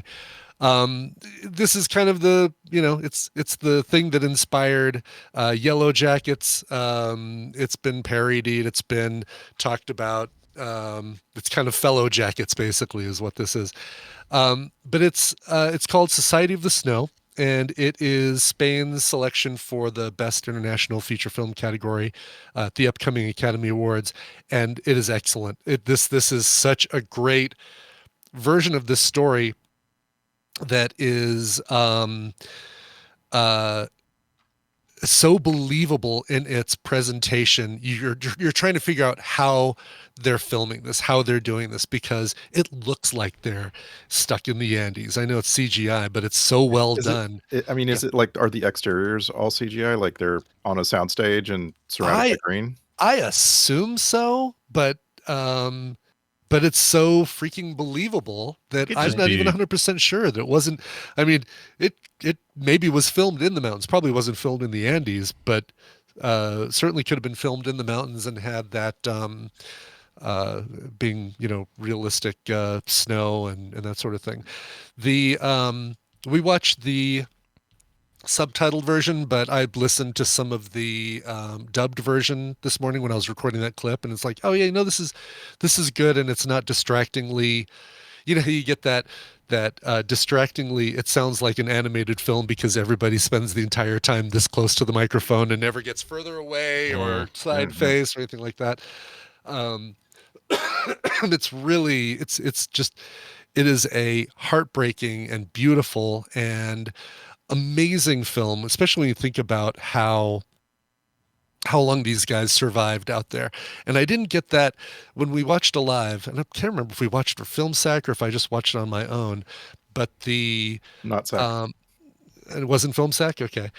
It was such a, it didn't feel as treacherous. Oh, it was filmed in the Andes. Thank you, Scott. Looks like it was filmed in the Andes. Look at that. According to its IMDb listing, it was mostly the Andes and a couple other local to that area, which that adds a lot of authenticity to this. It really does, because they look like the actors look like they're freaking freezing filming this. Yeah. There we go. Yeah, including the actual crash site in the Andes they filmed in. So wow, they really went authentic in this and filmed it exactly where the plane crashed. Could you imagine something went wrong and you say this was English or I mean it's Spanish. Okay. But the dubbed version is fine. That sounded pretty good, that clip. Yeah. Yeah, I mean, that's narration, so that it's different than the people arguing over who they're going to eat next. Mm-hmm. But when it's narration, you expect it to be somebody really close to the microphone. Still it's really good. This is so much more powerful, I think, than than Alive. And man, Henrik says the plane crash looks better in Alive, though. I disagree completely. This felt like you were in a plane crash. That scene that takes place as they're crashing the plane. It's amazing. Here's the funniest part. We're watching it, and it's getting to the end, and you might know the story that some of them do get rescued. I won't say how many, so that if you haven't seen Alive or this, you don't know what's going to happen. But during the rescue scene, I'm like, wow, this music feels like it's like I'm watching Lost when the Oceanic Six are getting rescued, and I'm like, how is this feeling like that? Has feeling so much like that scene in Lost. Sure enough, it's Michael Giacchino doing the music for this as well, and he did the music for Lost. So you do get very much of a Lost feel in parts of this, which also is about a plane crash and a rescue. Well, and you can't pick a better one for things that are like snowy and cold. Michael Giacchino's sound is snowy and cold. Yeah, I agree. It absolutely is. Haunting. It's perfect for this sort of thing. I don't know how that guy, I mean, he's so busy. He made his own movie this year, or I guess it was last year. But he's just been so swamped, and yet he still gets picked for just like perfect music match stuff like this. I think that's great. He's incredible. Absolutely incredible. If you care about those sorts of things, Rotten Tomatoes got a 90% on there right now. So it's very, very favorable. Yeah, I can't say enough good about this. It's just really, really good. And more incredible now that I know that they actually filmed this in the actual location of the crash. And that explains how they were able to make it look so good without using CGI. Well done. And this is a Netflix original, correct? It's on Netflix. It's on Netflix. I don't know if it's a Netflix original, but it is on Netflix. So their name's all over it. I assume it must. Are they? Be. Okay. Yeah. Then it's they paid for it. That's usually all that means is they were like approached there it is with right the film. there. Production companies. Yeah, Netflix is listed third as the production company. So there you go. Yep. Yeah. All right. Awesome. Very good. And like as far as being kid safe, there's a little bit of nudity in there. As far as being kid safe, maybe watch it with your older kids. I wouldn't watch it with a kid younger than 15, probably. And is that because it's gory? Is it never fun? Just this movie intense. sounds like it's never fun. There's some surprisingly fun moments actually that are like, they're in the cockpit writing killing time by making up poems and reading them to each other about the crash and stuff. It's there are light moments, surprisingly light moments in this. Yeah. This is a big one for Netflix. I hope I think it'll probably do well award season. Yeah, so. I hope so. I hope it.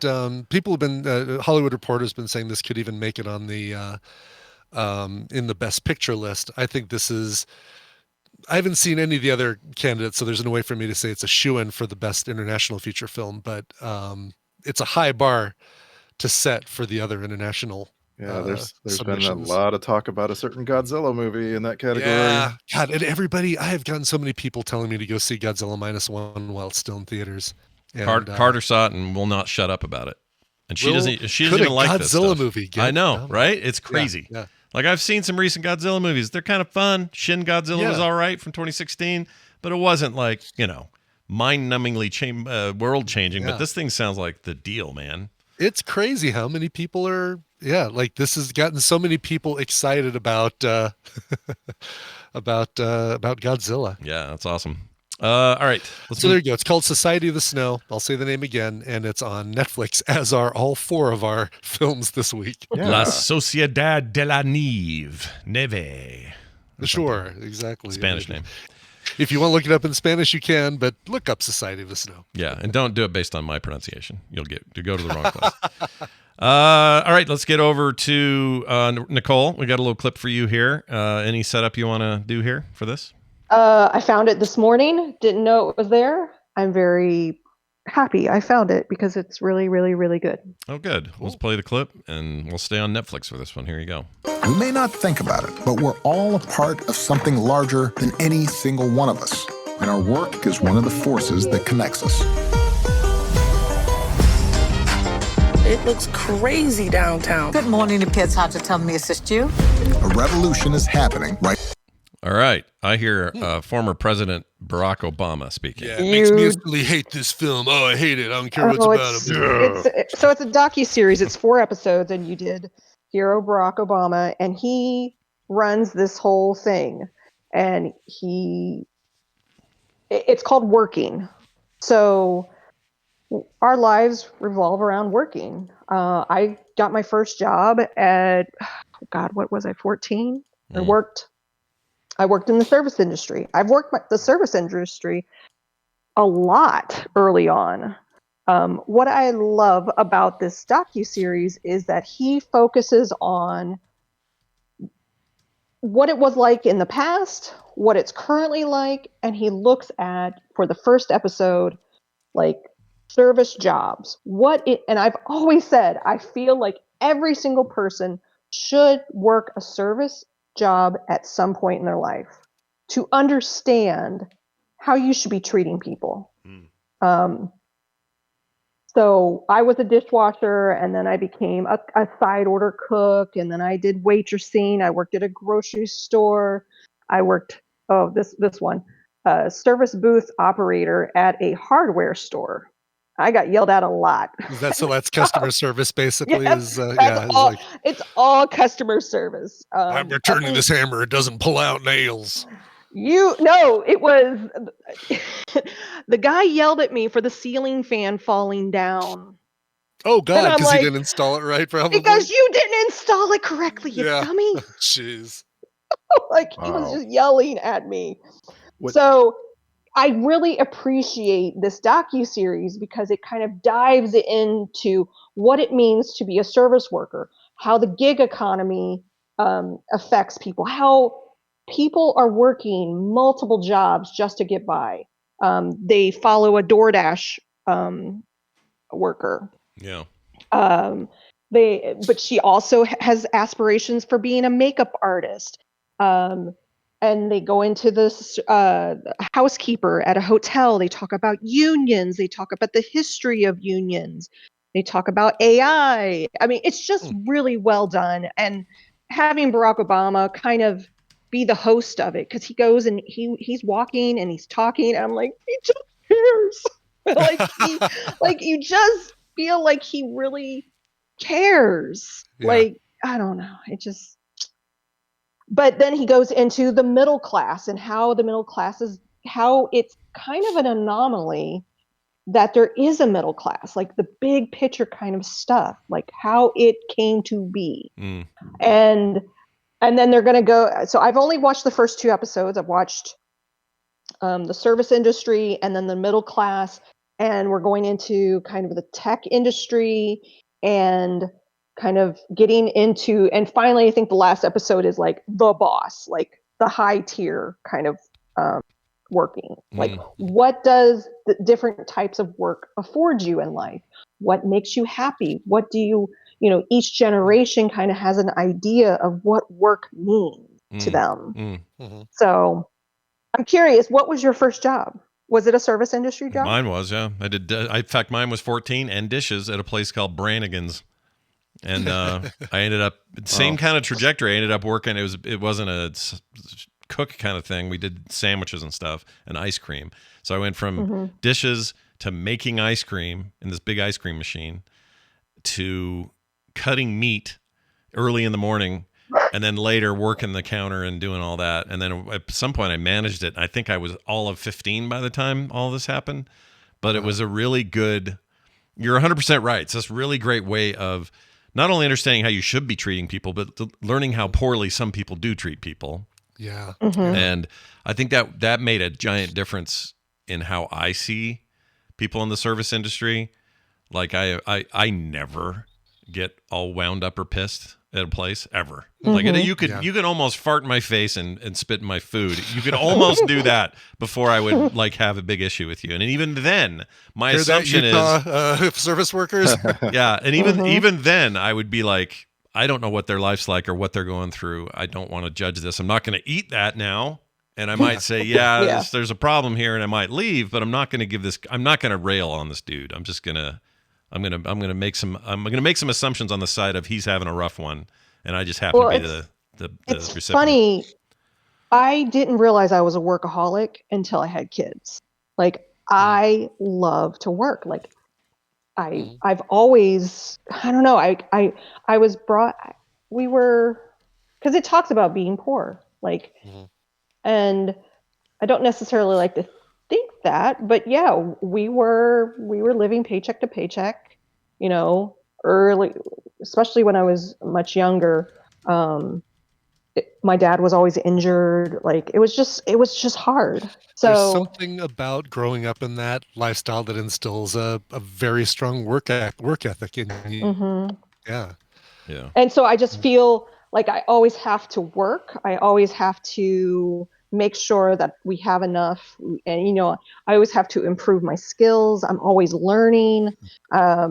Just kind of like, okay, I always have like a plan.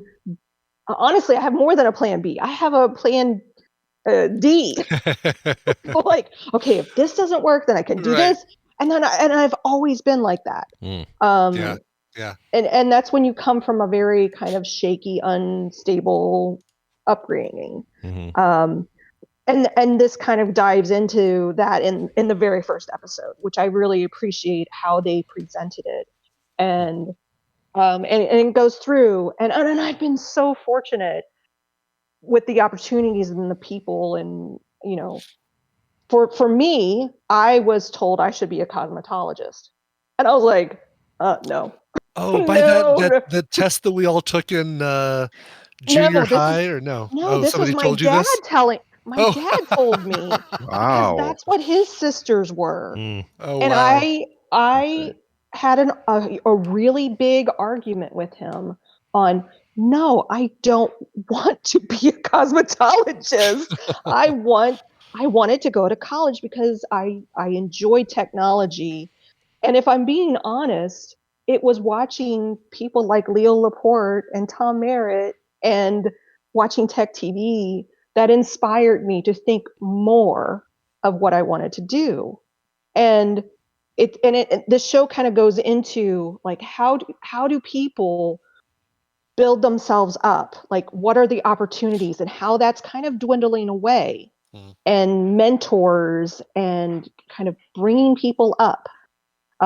So I really, really enjoy this docuseries. Seems like good timing too, because everybody's talking about the way the job market's shifting. I was reading a whole thing yesterday about how many actual square feet of office is currently abandoned in New York. Right. And what the remote stuff has done to that business and how they're trying to cope. Like this is a really fascinating time of mixed stuff. Like on this side, there's inflation. On this side, there's new opportunities. The gig economy created a whole new way of making money, but also its weaknesses are becoming much more obvious.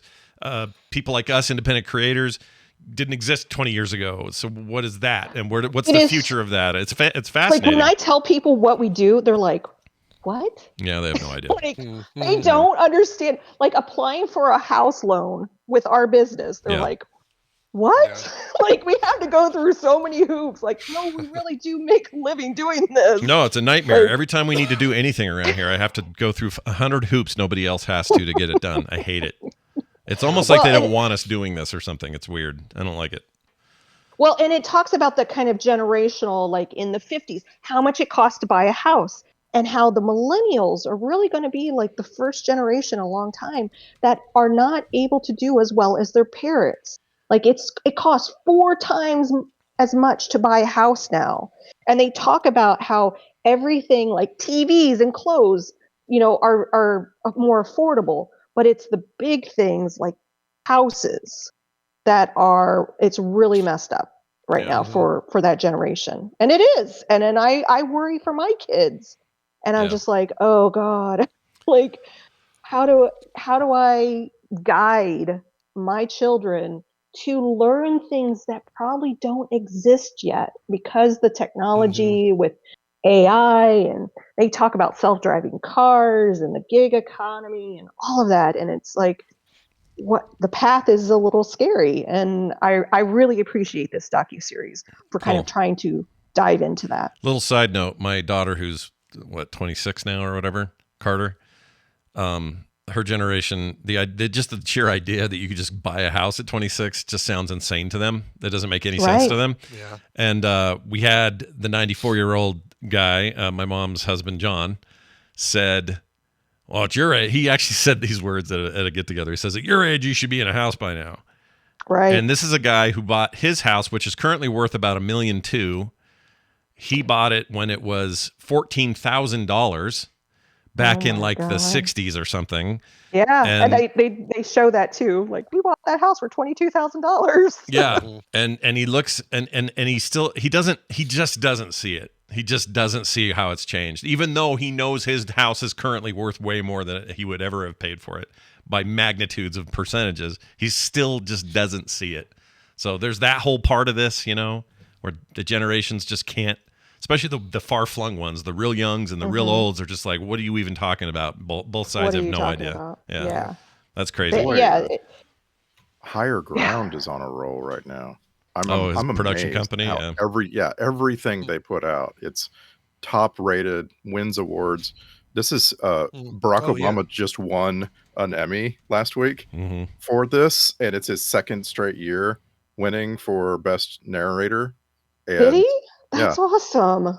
Yeah. And the category for this year was Barack Obama, Mahershala Ali, Angela Bassett, Morgan Freeman, and Pedro Pascal. Like the best narrators you could imagine. That's pretty great. That's pretty great. Cool. I'm watching. I just appreciate that Barack Obama is out there trying to educate in a new way. Things like the government with the G word. I recommended that last year, I think. And then this is another great one. The only problem I have with it has nothing to do with him or the quality of the content. It's that it's some people's inability, regardless of what the content is, their inability to watch this because they have a political reason not to watch it. And I kind of, part of me wishes that he ran a production company and had other hosts, but I realize the only reason I want that is so that more people could, like the people most affected by all these issues, existing resistance just to check something out. Yeah. Right. And people who could benefit from a discussion about economy, about jobs, about changes in this world are absolutely on the other side of the aisle as well. So I feel bad that they're just point blank not going to consume this for that one simple reason. Even if he's just doing a good job hosting a thing, it's still not enough for them. Right. And well, I think that's why he got Adam Conover to do the G Word. Right. He hosted that. Brock was just in the beginning, just kind of had a little intro part to it. And I would watch, by the way, if this was a documentary about work and it was George Bush, I'd watch it. If it was Reagan, I'd watch it. Like, it's not a problem for me if the content is meaningful, where they land on the political spectrum. It is with some people, like I'll just straight up say it, I don't want former President Trump to narrate a nature documentary. Freaking F off. I have zero interest in that, or a jobs one for that matter. It's nothing to do with his political affiliation, which, by the way, has hopscotched over the decades. So, I don't even think he's actually a Republican at this point. My point is, I want people who are smart to talk and to tell us stuff and to prepare things and to show us things. Barack Obama's a smart man, and that sounds interesting to me. I wish more people would see it. So I hope they do. So if you're listening to this and you're usually like, well, if he's in there, it's part of a conspiracy. Freaking just do it for yourself. And if you don't like it still, fine. I can't, that's you. And that's, everybody gets their opinions. But just watch the first episode. I loved the people that he featured. Just some great stories about people just working. We all are connected with, not everyone. There are people that have trust funds, but most of us, probably everyone listening to this, knows what it's like to work a very hard job, to be in a situation where you're just like, oh my God, how am I I got, $20 in my bank account. I got a bill coming up. Like I've felt that. It is awful. And so, and it kind of gets into that, and kind of where we are, where we've been, where we're going, kind of thing. Nice. So check it out. That's working on Netflix. 4 episodes. Dig in. Randy, let's dive over to you, sir. What do you got here? We are lightening the mood a lot. Thank you. A lot. This is what you're about to hear is a comedy. It is a no laugh track sitcom. It's got a lot of connective tissue with things like The Office. This is an Australian thing. You're about to hear a recent divorcee and also an attorney who really doesn't care about anything and just wants to get by talking to her soon-to-be new boss. All right, here we go. Is there a reference with that? Yeah, should be there. The agency didn't send... Do you want me to give them a call? I'll see if they can send it over. Or... We're all good, Helen. You know why? Because I like your face. It's fun. Lot of experience in that face. Says I've been around the block and know what I'm doing. Yeah, I'm a workhorse. Yeah, plain and simple. I get the job done. Am I right? Yeah, that's me. Plain and simple, and like a horse. Helen, when someone dies, it's sad. Then it's kind of boring.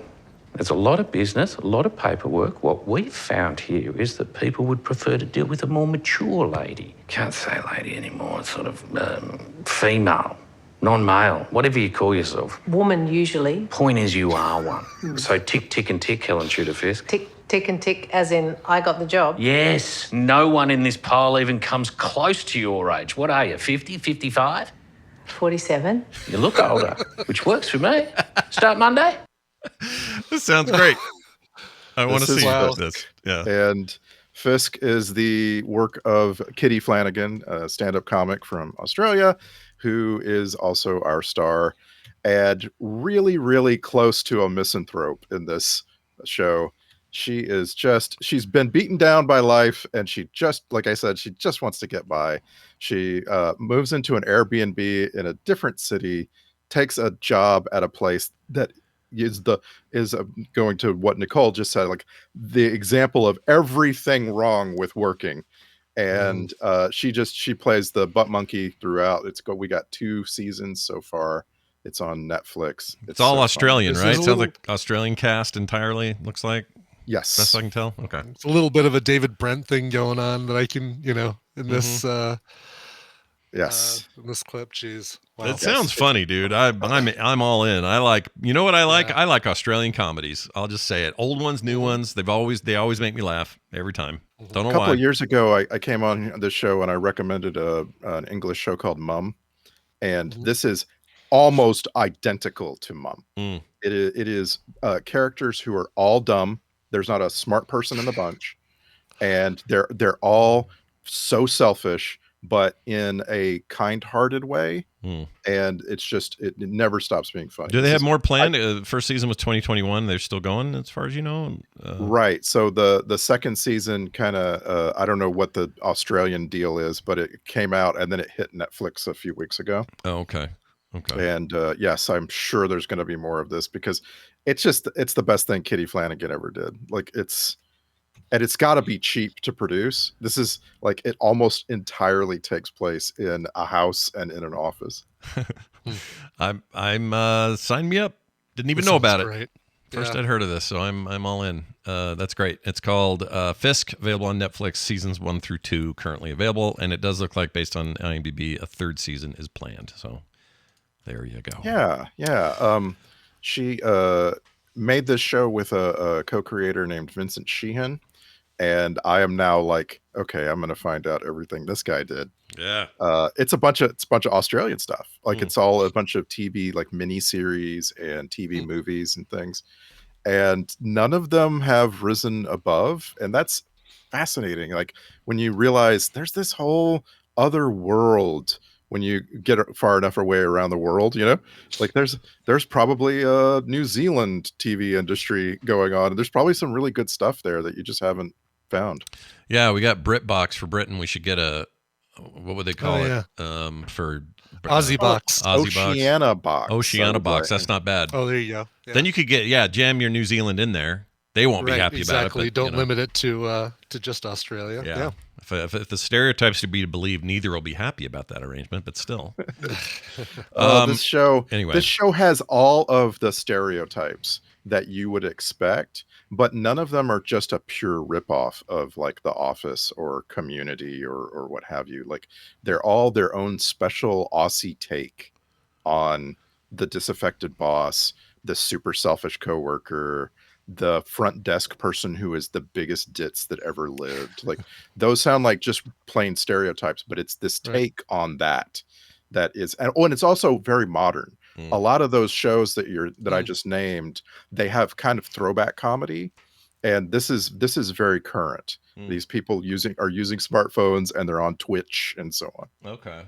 Oh, interesting. Yeah, they're dressed kind of like it's the 90s, but maybe that's just Australia. Yeah, that's her. This character, again, has given up on so much in life that she literally she has 3 copies of the same wardrobe, and she just wears it all the time. I love it. Love it. All right, let's get to mine. This is a quick one, but it's one that I loved when it happened for real, or when it was happening week to week. Back on the AT&T network, which does not exist anymore as a thing. It's now rolled into Warner Brothers or whatever. But on Netflix, boy, we're all Netflix today, I just realized. We are. Wow. I said that at the beginning. Oh, you did? Red on our light over at Netflix. Red giant end light. Yeah, end light. 2 end lights. This is one that was originally there. It is now here, and it is so great. Even though that ended prematurely, I think it's worth watching, and one of the funniest things ever. Here you go. Look, Loudermilk, let's face it. You're not warm and fuzzy. You're hard and angular and uncomfortable. You're like an IKEA chair who leads sobriety meetings. But be that as it may, I think the work that your organization does benefits a number of people, and for that reason, I would hate to have to suspend your meetings because of one unruly facilitator. Okay, so am I getting a prize or what? I need a favor. All right. The show is called Loudermilk. This came out back in 2017, ran through 2020, but it was kind of spread out. I think there were only a total of 3 seasons. Yeah, that's correct. It is Ron Livingston, if you couldn't tell who that was, talking, not playing guy, his but Office Space character. Basically, yes. It's almost like the Office Space character got out of the office and then did a new thing after a bout of really bad alcoholism, and then is now basically kind of back to center of being the office space worker. Was kind of an office theme today, Very too. much of an office theme, and then a crashed plane. Yeah. So there you go. Yeah. It's a little bit different there. So no traveling and don't work in an office is what you're learning today. That's right. Sam Loudermilk, the character played by Ron Livingston, lives in this apartment with his friend Will Sasso. He plays a character called Ben Burns, but Will Sasso's in this, one of my favorite roles of his. He's a sort of recovering alcoholic. There's a whole story there. And the story revolves around him running these meetings for others who are, abusers and are trying to get off the sauce. Brian Regan, in a very strange role for him as one of the people that come to these meetings all the time, but also very different kind of thing for him in general. And plus he's not in shows really ever, Brian Regan. Yeah. But in this he is, and he's freaking hilarious in it. He's really good in it. It's got all kinds of people you'll recognize from other stuff, but the main ones are Will Sasso, Ron Livingston, Brian Regan, and then Anna Savick, I think is how you say her name. It's Anja. It's kind of a so maybe Anya, Eastern European name. Yeah, I'm not sure. Anya, maybe. Like you said, Claire Wilkes is her character. Anyway, she's a 19-year-old drug addict who's trying to get clean, and she is very, very good in this as well. Anyway, it is one of the funniest shows. It also has a lot of heart, and I like that combo a lot, especially when they pull it off. I think Loudermilk would have had a way better time somewhere besides AT&T because nobody had that shit when it came out, and it was their big hit. That and I think Mr. Mercedes was on there as well, I think. Can't remember. That was also very good. That was a Stephen King adaptation. Anyway, now it's on Netflix, all 3 seasons. It's never going to be made again. So you know what you're getting into with these 3 seasons, and it is very, very good. It's very sweary, so just know that if you're putting the kids in front of it. I don't know how old you want them to be before they hear a lot of F-bombs, because there's a ton of them. But it might be my favorite thing that Ron Livingston ever did. And Will Sasso is amazing. This is also co-created by Bobby Mort and Peter Farrelly, one of the Farrelly brothers.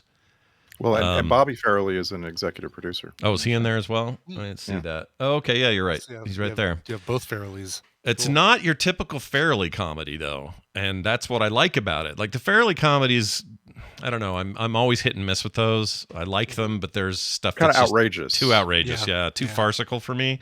This isn't like that. This is more down to earth, kind of straight up in your face, sort of people living their lives and doing their stuff. And there are times I laugh out loud at this show. So if you haven't seen Loudermilk, go check it out. Available now on Netflix. These, of course, are all up on quicktms.li. Brian's already put them there. I see them right there. They're there. Yep. So if you guys are trying to track that shit down, or you want to see what we did last week or the week before or way back, it's all there in perpetuity. Randy, it's always nice to see you. Nicole, you as well. I hope you both have a fantastic week before we see you again. Same. Yeah. Watch Crapopolis. And tell me how to sleep well. Oh, I lost her. Oh, well. That conversation will happen in the ether. Good times.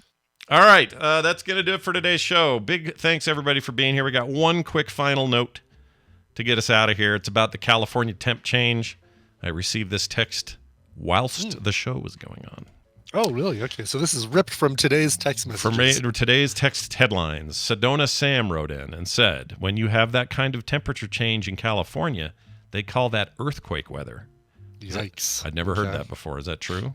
Must be true. I didn't know that either. And that, so basically, like, buckle down, folks. Hope you're okay. Yeah. Because it was like 30-degree difference or something in the middle of the night for us. Or not 30. Wow. It would have been... Jeez. Closer to 20-degree difference when we had that melting sound outside. But I don't understand why earthquake weather would have any temperature changes. Do I not understand earthquakes? Well, I mean, I guess if things are rapidly warming up, that means they're going to expand, and if there's the shift that's caused by one part expanding faster than another part could cause earthquakes. Chat's all saying it's bullcrap, but we don't know. Oh, really? Yeah, okay. We don't know. debunked years ago says Muse Kitty. Dr. Calhoun says fake news. Randy says never even heard of it. Okay. He lives there. So maybe it's bunk. I don't know. Maybe. Well, thank you, Sedona Sam, for your bunk that'll make information. Sedona Sam feel better. Yeah. If that's the case, and they probably less to worry about. I guess they can still call it that. It doesn't. Maybe it just doesn't have any effect on earthquakes. Maybe, yeah. Because if that was true, we live on a major fault, and we should have earthquakes every 5 seconds if that were true. Because we have it all. We have those shifts in temperature all the time. Mm-hmm. So yeah, that sounds like it's bunk.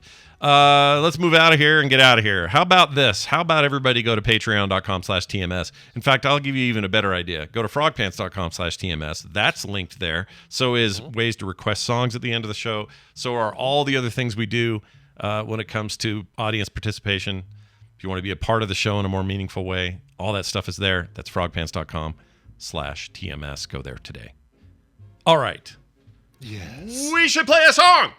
We should. Let's do it. Don't give me the fingers there, Scott. The UK fingers. Is that is it offensive in the UK? This thing right here.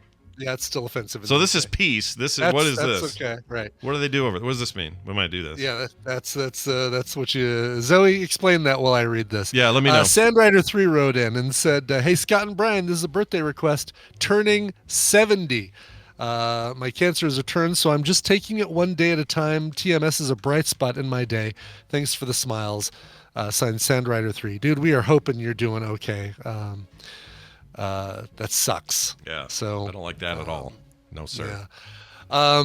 Sandrider wanted to hear any Moody Blues or Bob Seger cover. You had me at Moody Blues. I love this song, and I love this cover by Fountains of Wayne.